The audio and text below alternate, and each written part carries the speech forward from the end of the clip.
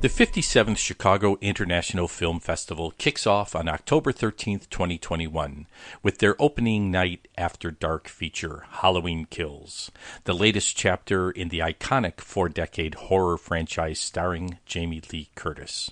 Screening for this film will take place at the Music Box Theater on Southport. On Thursday, October 14th, the Chicago International Film Festival After Dark welcomes director Jacob Gentry and actor Harry Shum Jr. to the Music Box Theater for a presentation of the Chicago set film Broadcast Signal Intrusion, which will also be available for virtual screening via the festival's streaming app. By the way, as many of you know, I am a huge fan of Roku and chose the festival's Roku version of the app to pre-screen a number of the films. If you like this format, I recommend it. Otherwise, there is a more traditional online app as well. This is Reno Levison, executive producer at ChicagoBroadcastingNetwork.com and reviewer for ChicagoTheaterAndArts.com, where you can read my reviews if you do not prefer the podcast version. As always, if you need podcasting or video production assistance for your business or organization, check out renoweb.net. Who's responsible for last night's act of video piracy? These video pirates managed to briefly override broadcast The signals. incident is now under investigation by the FCC.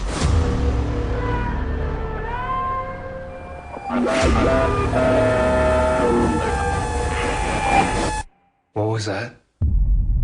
That is no concern of yours.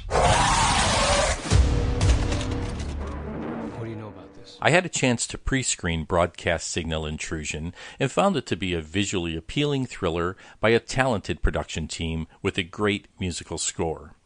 The film is set in 1999, where video editor James, no last name, who is incidentally very believably portrayed by Harry Shum Jr. of Crazy Rich Asians fame, sets out to find who is behind the interruptions of local TV broadcast signals that occurred 10 years earlier, featuring a weird masked figure speaking some garbled messages through a haze of static, which may be connected to the disappearance of several women. Inspired by a true Chicago mystery, the original incident happened on the night of November 22, 1987, when two stations in Chicago were hijacked for several minutes by a still unidentified person wearing a Max Headroom mask accompanied by distorted audio, which this film kind of riffs on. For younger listeners, or in case you forgot, Max Headroom was a futuristic robotic broadcaster that appeared briefly on a TV series by the same name. But understand, this film uses the original incident as an inspiration. This is not a documentary or recreation. 15 years later, and they still never caught the hackers who pulled it off. Broadcast intrusions are a rare cultural phenomenon. In both intrusions, a woman went missing just prior to the signal being hijacked. Why are you so curious about this? I need to know why. You are out of your depth, my friend. You think there's a pattern? You think the tapes are trying to tell you something? They are. You're not going to find it, though. Broadcast Signal Intrusion is a vintage homage to 1970s paranoid cinema like Marathon Man or All the President's Men, with a lot of cryptic clues and red herrings. But in my opinion, this film falls short compared to the classics on which it's based, with more loose ends than your grandma's shag carpet. If you're a fan of this genre, you might want to check it out. I say the Chicago setting is fun, but I call it a local odyssey full of intriguing characters that is, at best, a pleasurable buggy ride to nowhere that leaves you mildly exhilarated, but ultimately unfulfilled. Runtime is 104 minutes. Say someone did hide a message in those tapes. Do you really want to be the guy to figure out what that means? In keeping with our Chicago-oriented podcast program, I had a chance to preview Shorts 1, an eclectic showcase of 8 short subjects from a variety of filmmakers with ties to Chicago or Illinois. Each film runs about 10 minutes or less, and one ticket at the festival will provide access to the entire collection. 4 of the shorts have immigrant-related themes, and 4 have generational or age-related themes. Though they each are very personal stories, I would describe only one of them as being specifically documentary. 2 are essentially art films, one of those being in the genre of horror. So there's a little bit here for everybody, but clearly these folks know how to tell stories and make them look beautiful.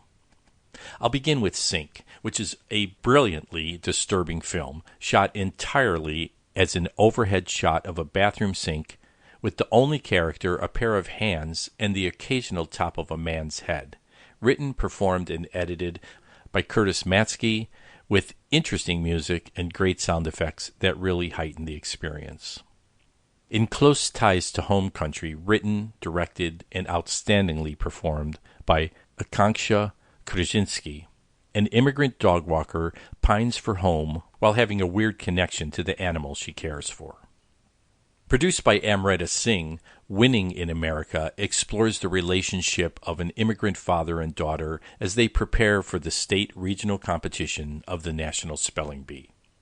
Get Well Soon is another terrifically performed, visually attractive vignette piece that focuses on the emotions of a young woman dealing with the illness of her father, written and directed by Ashley Thompson.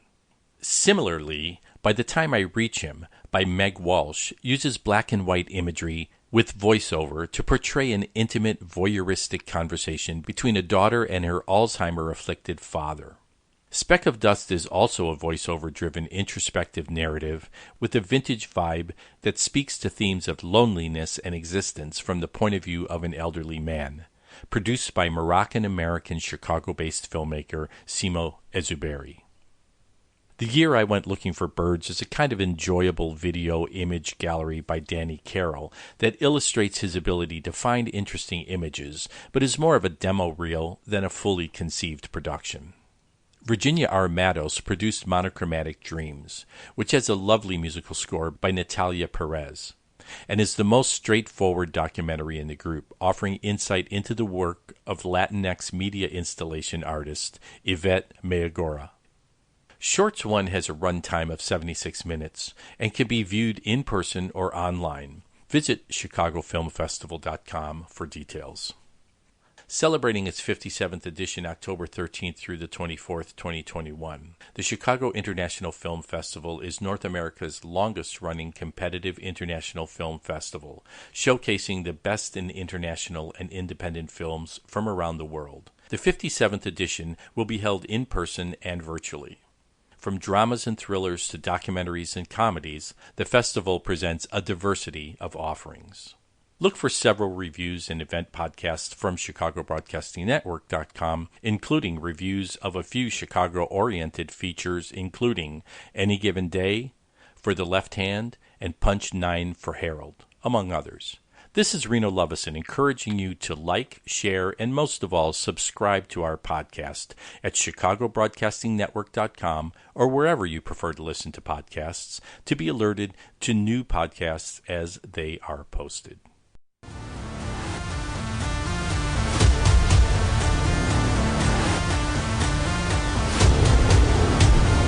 You thought no one would ever find you. But I found